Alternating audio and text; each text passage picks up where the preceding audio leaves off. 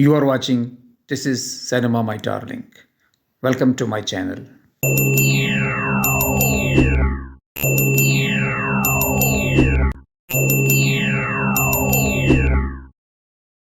پاکستان کی تاریخ پاکستانی سینما کے پوسٹرز کے ذریعے آج ہم اس سلسلے میں 1975 میں ریلیز ہونے والی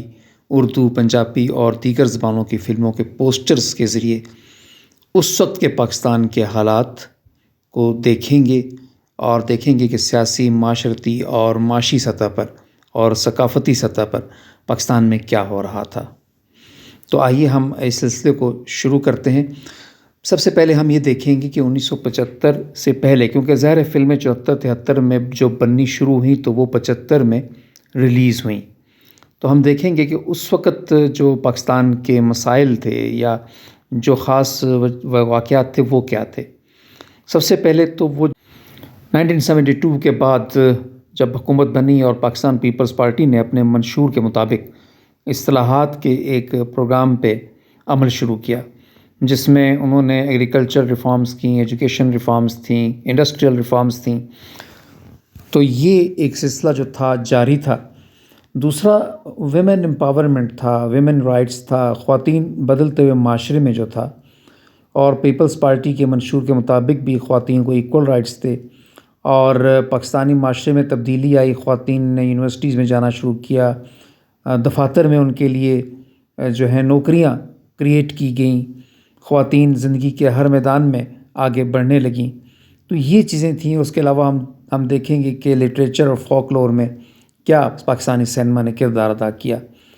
تو پہلا پوسٹر سب سے پہلے جو آپ کے سامنے ہے وہ اردو فلم زینت کا ہے۔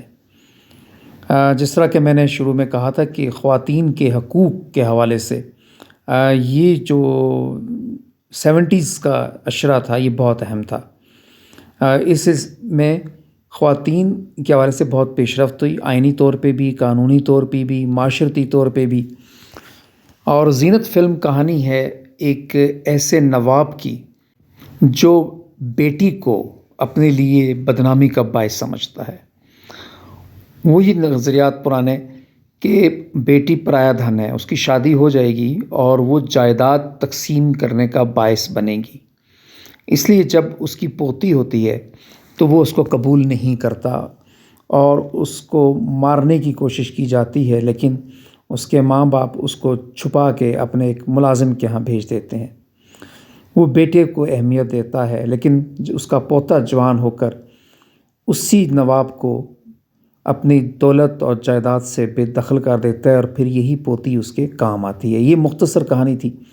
لیکن یہاں بھی جو قابل غور بات ہے کہ جو ماحول دکھایا گیا ہے جو نواب کا، وہ پاکستان کے کسی علاقے سے نہیں لگتا، بلکہ وہ کلچر ہمیں ان علاقوں کا زیادہ دکھائی دیتا ہے کہ جو کہ اس وقت ہندوستان میں شامل ہیں، اور ایسا پاکستان کی بہت سی ایسی فلموں میں ہوا، خاص طور پہ اردو فلموں میں جو نوابی کلچر تھا وہ اس طرح کا تھا۔ آئیے ہم دیکھتے ہیں کہ اسلام اس حوالے سے ہمیں کیا کہتا ہے۔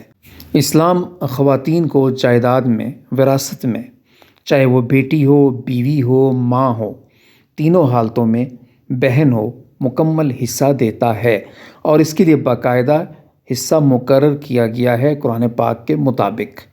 اور اسلامی قوانین پاکستان میں لاگو ہیں شریعت کے، لیکن بدقسمتی سے جو ہم دیکھ رہے ہیں ہمارے معاشرے میں اس پہ عمل نہیں ہوتا، اور یہ زینت جیسی فلمیں جو ہیں ہمیں یہی دکھاتی ہیں۔ اسلام خواتین کو مکمل رائٹس دیتا ہے، نہ صرف جائیداد کے بلکہ اپنا جیون ساتھی چننے کا حق بھی خواتین کو دیا گیا ہے۔ ہم خواتین کی مرضی معلوم کرتے ہیں نکاح کے وقت، اور اس طرح وہ اپنی زندگی گزارنے کے معاملات میں آزاد ہے، اس پہ کوئی پابندی نہیں ہے۔ یہ تو ہمارا اسلامک پوائنٹ آف ویو ہے۔ پھر پاکستان کے جو قانون ہے اور آئین ہے اس میں بھی خواتین کے حقوق کو مکمل تحفظ دیا گیا ہے۔ پاکستانی قوانین کے مطابق دفعہ 498A کے تحت یہ prevention of anti women practices act ہے جو 2011 میں پاس ہوا۔ اس کے مطابق اگر کوئی جان بوجھ کر یا دھوکہ دہی سے کسی خاتون کو وراثت میں اس کے حق سے محروم رکھتا ہے تو یہ قابل سزا جرم ہے اور اس کو اس کی باقاعدہ سزا دی جاتی ہے۔ اس کے علاوہ پاکستان نے کئی بین الاقوامی معاہدوں پہ بھی دستخط کر رکھے ہیں اور ان کا ممبر ہے، جس میں سے ایک ہے international conventions promoting gender equality اور convention on the elimination of all forms of discrimination against women, international labour organisation یعنی ILO کی کور کنونشن 100 کا بھی پاکستان ممبر ہے، جس کے مطابق کسی بھی جگہ کام کرتے وقت مرد اور عورت کی تنخواہ جو ہے وہ برابر ہوگی اور اس میں اس بنیاد پہ کوئی ڈسکریمنیشن نہیں کی جائے گی کہ وہ خاتون ہیں یا مرد ہے۔ فلم زینت کے اس پوسٹر کو پھر غور سے دیکھتے ہیں۔ اس میں آپ کو شبنم جو ہیروین ہیں ان کا جو ڈریس آپ دیکھ رہے ہیں وہ ایک مشرقی ہمارے جو ایک دلہن کا لباس ہے وہ نظر آ رہا ہے۔ بیک گراؤنڈ میں آپ ایک حویلی دیکھ رہے ہیں جو ایک جاگیردار کی، ایک نواب کی حویلی ہے۔ جیسا کہ میں نے کہا کہ کہانی ایک جاگیردار کی ہے جو محض اپنی دولت کو بچانے کے لیے بیٹی یا پوتی کی پیدائش پر برا مناتا ہے اور نہیں چاہتا کہ اس کے ہاں بیٹی جنم لے۔ تو یہ پوسٹر جو ہے یہ بھی ہمیں دکھائی دے رہا ہے وہی ماحول جو جاگیردارانہ حویلی ہوتی ہے، وہ ان کی ہیبت اور ان کا شان و شکوہ وہ ہمیں نظر آ رہا ہے اس پوسٹر میں۔ اگلا پوسٹر فلم ایک گناہ اور صحیح جو 1975 میں ریلیز ہوئی۔ اداکارہ صفیہ خانم سگریٹ پیتے ہوئے یہ تصویر ہمیں ظاہر کرتی ہے وہ جس یہ سعادت حسن منٹو کا ایک افسانہ تھا ممی، جس پر بیس کر کے یہ فلم بنائی گئی۔ ممی ایک ایسا کردار ہے جو ہمارے معاشرے میں اس وقت بھی تھا اور شاید آج بھی ہمارے معاشرے میں ایسے بہت سے کردار ہیں۔ یہ وہ کردار ہیں جو خواتین کو استعمال کرتے ہیں، ان کی مجبوریوں سے فائدہ اٹھاتے ہیں اور ان کی مجبوریوں کو آگے بیچ دیا جاتا ہے۔ اور اسی فلم کے پوسٹر پہ بنی ہوئی واٹ کی بوتل یہ ایک شراب کی ایک قسم تھی، ایک کمپنی تھی، اور یہ ظاہر کرتی ہے کہ اس دور میں ہمارے ہاں جو کلبز تھے وہ چل رہے تھے، ڈانسز ہوتے تھے، اور کس طرح جو ہمارا بڑا طبقہ تھا وہاں کھلے عام شراب کا استعمال ہوتا تھا۔ ایک گناہ اور صحیح خواتین کے حقوق کے حوالے سے اور ان کی اہمیت کے حوالے سے اور ان پہ معاشرتی اور معاشی جو جبر تھا، جو ظلم تھا، اس حوالے سے ایک پاکستان کی بہت اہم فلم قرار دی جا سکتی ہے۔ اور 1975 میں ہی ریلیز ہونے والی اگلی فلم جس کا پوسٹر آپ کے سامنے ہے بے مثال، یہ فلم بھی خواتین کے حوالے سے ہے، ان کے حقوق کے حوالے سے، یعنی ان کی رضامندی کے بغیر شادی کا نتیجہ کیا نکلتا ہے۔ ایک تو اس میں یہ ایشو تھا، ایک اس میں جو ایشو تھا وہ امپوٹنسی کا تھا کہ ایک مرد جو شادی کے قابل نہیں ہے اور خاص طور پہ پھر وہ بہت زیادہ عمر کا ہے، وہ ایک نوجوان لڑکی سے شادی کر لیتا ہے تو اس نوجوان لڑکی کی زندگی کیسے تباہ اور برباد ہوتی ہے۔ بہت نازک موضوع تھا، اور پھر اسی موضوع پہ کافی عرصے بعد ہدایت کارہ سنگیتا نے فلم بنائی تھی میں چپ رہوں گی، تو یہ بے مثال بھی ایسی ہی فلم تھی۔ اگلی فلم ہے جاگیر۔ جیسا کہ میں نے کہا تھا شروع میں کہ یہ جو دور تھا 1972 کے بعد پاکستان پیپلز پارٹی کی ریفارمز کا دور تھا، تو اس میں زرعی طور پر بھی زراعتی ریفارمز کی گئی تھیں، اور ان ریفارمز کے حوالے سے پھر ہماری بہت سی فلمیں جو ہیں ان میں ان کی جھلک دکھائی دیتی ہے، چونکہ جاگیردارانہ نظام کے خلاف تھی پیپلز پارٹی، اور اس لیے ہمیں اس دور میں 70s میں جاگیرداروں کے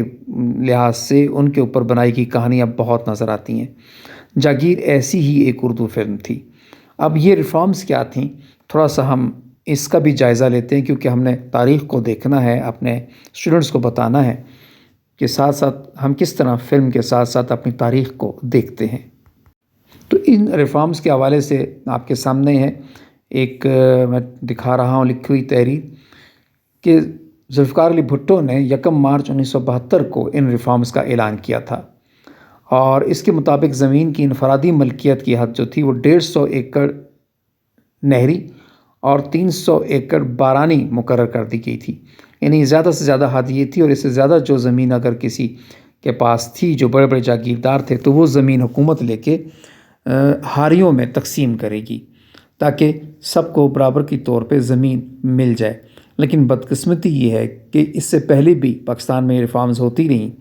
اور چونکہ جاگیردار طبقہ خود سیاست میں انوالو تھا اور ہمارے بہت سے وزیر اور اسمبلی کی اکثریت جو ممبران کی تھی وہ جاگیردار ہوتے ہیں،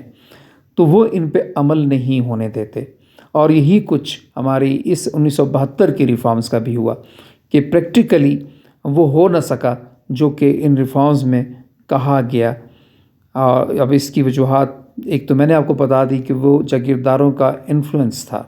یا پھر اسٹیبلشمنٹ ظاہر ہے وہاں مجبور ہو جاتی ہے، انتظامیہ جو ہے وہ اس پہ عمل نہیں کر پاتی، اس لیے کہ ان کو چلانے والے ان کے لیڈرز جو تھے وہ خود اسی طبقے سے تعلق رکھتے ہیں۔ تو یہ ریفارمز اگر ان پہ صحیح معنوں میں عمل ہو جاتا تو شاید آج پاکستان کی تقدیر جو ہے وہ بدل چکی ہوتی، وہ عوام میں شعور جو تھا وہ بھی آ چکا ہوتا، جمہوریت بھی آ چکی ہوتی، لیکن ہم نے جاگیر پہ قبضہ رکھا، زمینوں پہ قبضہ رکھا، اور یوں عوام کو نہ تو سیاسی شعور بخشا نہ ان کے حقوق بخشے، جس کا جو خمیازہ ہے وہ ہماری آج کی نسل جو ہے وہ بھگت رہی ہے۔ اسی جاگیرداری کے موضوع پر اور جاگیرداروں کے ظلم پر اور خواتین کے حقوق کے حوالے سے ایک پنجابی فلم 1975 میں ریلیز ہوئی گڈی کے نام سے۔ اس فلم میں ٹیکنیکلی بہت سے فلاس ہو سکتے ہیں تکنیکی طور پہ، یا ہدایت کار کی غلطیاں بھی بہت سی تھیں، لیکن جو تھیم تھا وہ بڑا کلیئر تھا۔ اس میں بھی جاگیردار کا دکھایا کہ وہ کس طرح اپنے جو ہاری ہیں، جو ان کے مزارع ہوتے ہیں، جو ان کے زمینوں پہ کام کرتے ہیں، وہ ان کی زندگی کے مالک بن جاتے ہیں۔ اس فلم میں کئی ڈائلاگ آتے ہیں جس میں وہ یہ کہتا ہے کہ میں تمہیں کھانے کو دیتا ہوں، جاگیردار کہتا ہے، میں تمہیں روزی دیتا ہوں، میں تمہیں رزق دیتا ہوں۔ وہ اس قدر یعنی وہ خدا بن جاتے ہیں، اور اپنے ہاریوں کی زندگی ان کے کنٹرول میں ہوتی ہے۔ اسی طرح ایک اور معاشرتی اردو فلم نوکر، یہ بھی خواتین کے حقوق کے حوالے سے، اور جو ہمارے معاشرتی اقدار میں تبدیلی آ رہی تھی 70s میں، خواتین نے گھر سے باہر نکلنا شروع کیا، انہوں نے جابس کی، انہوں نے یونیورسٹی جانا شروع کیا۔ اچھا پہلو تھا یہ، لیکن اس میں بھی جو منفی بات یہ ہوئی کہ بعض لوگوں نے اسے فائدہ اٹھایا اور خواتین کو غلط راہ پہ، جو بھولی بھالی خواتین گھر سے نکلتی تھیں ان کو ایک معاشرے نے غلط راہ دکھا دی۔ یا دولت جب آئی، ایک معاشی طور پہ مستحکم پاکستان نظر آیا، اس میں انویسٹمنٹ بہت ہو رہی تھی انڈسٹریز میں، اور پھر پاکستان باہر جانا شروع ہو گئے۔ جب وہ باہر جانا شروع ہو گئے تو وہاں سے بھی پیسہ آیا، جس سے دولت کی فراوانی سے بھی بہت سے معاشرتی مسائل نے جنم لیا۔ نوکر بھی اسی ایک موضوع پہ تھی۔ اور اب سب سے اہم فلم 1975 کی ہے کہ جس نے آنے والے وقتوں پہ بہت گہرا اثر ڈالا، وہ تھی پنجابی فلم وحشی جٹ۔ حسن عسکری کی یہ فلم احمد ندیم قاسمی کے جو افسانہ گنڈاسا پہ مبنی تھی، اور یہ گنڈاسا پھر اس طرح ہماری پنجابی فلموں میں آیا کہ پھر یہ اس کا نکلنا مشکل ہو گیا۔ وحشی جٹ کے بعد پھر جٹ سیریز ایک چل پڑی، پھر مولا جٹ اس کے بعد، اور پھر اس کے بعد تو پھر جٹ ہی جٹ اور گجر اور اس طرح ملک اور سب برادریوں پہ فلمیں بننا شروع ہوئیں، اور تشدد کو اتنا پھیلا دیا گیا پنجابی سینما نے کہ وہ تشدد ہمیں پھر ہماری معاشرتی زندگی میں نظر آنے لگا۔ وہ لڑائی جھگڑے، یہ اسلحے کا استعمال، صبر کا ختم ہونا، یہ سب چیزیں، یہ ایک اس فلم نے اس کی بنیاد رکھی معاشرے میں، وحشی جٹ نے۔ اس لحاظ سے بہت اہم فلم 1975 میں، کہ 1975 سے لے کے پھر یہ اگر میں کہوں کہ 90s تک یہ دور چلتا رہا پنجابی فلموں کا، یہ گنڈاسے کا دور، یہ جٹ کا دور، یہ گجر کا دور، اور اس نے ہماری معاشرتی اور ثقافتی زندگی کو بہت زیادہ متاثر کیا، اور ایک نئی نسل جو پوری جوان ہوئی وہ اسی کلچر کے اثر میں جوان ہوئی، جس کا نتیجہ بعد میں ہم نے اپنے معاشرے میں تشدد کو بڑھتے ہوئے دیکھا۔ اب یہ پوسٹر جو آپ کے سامنے ہے اردو فلم امنگ کا، یہ بھی اسی جو زرعی ریفارمز تھیں جس کا ہم نے ذکر کیا، اس کی جھلک ہمیں دکھائی دیتی ہے کہ اس میں بھی ہاریوں کے مسائل ہیں، جاگیردار، ہاری اور زمین، اس حوالے سے امنگ فلم بھی بہت اہم فلم تھی۔ حالانکہ اس کے پوسٹر سے آپ کوئی ایسا اندازہ نہیں لگا سکتے کہ کس موضوع پہ ہے، لیکن جو ندیم کا جو اس میں ڈریس ہے وہ یقیناً ہمارا ایک دیہاتی ماحول آپ کو اور پنجاب کا وہ دکھائی دے رہا ہے۔ 1975 میں ریلیز ہونے والی کچھ فلموں کے پوسٹرز کے حوالے سے ہم نے پاکستان کی تاریخ کا ذکر کیا اور اپنے آج کی نسل کو آگاہی دی۔ یہ پارٹ 1 تھا 1975 کی فلموں کا، کیونکہ ابھی بہت سی فلمیں، بہت سے اہم پوسٹرز باقی ہیں جن کا جائزہ ہم اپنے اگلے حصے میں لیں گے پارٹ 2 میں، اور پارٹ 2 میں بھی ہم اسی طرح اپنی تاریخ کو دیکھتے رہیں گے، اپنی ثقافت کو اور اپنے جو معاشی مسائل تھے پاکستان کے ان کو بھی ہم دیکھتے رہیں گے۔ تو بہت جلد آپ کے اپنے اسی چینل پہ ہم اس کا پارٹ 2 پیش کریں گے۔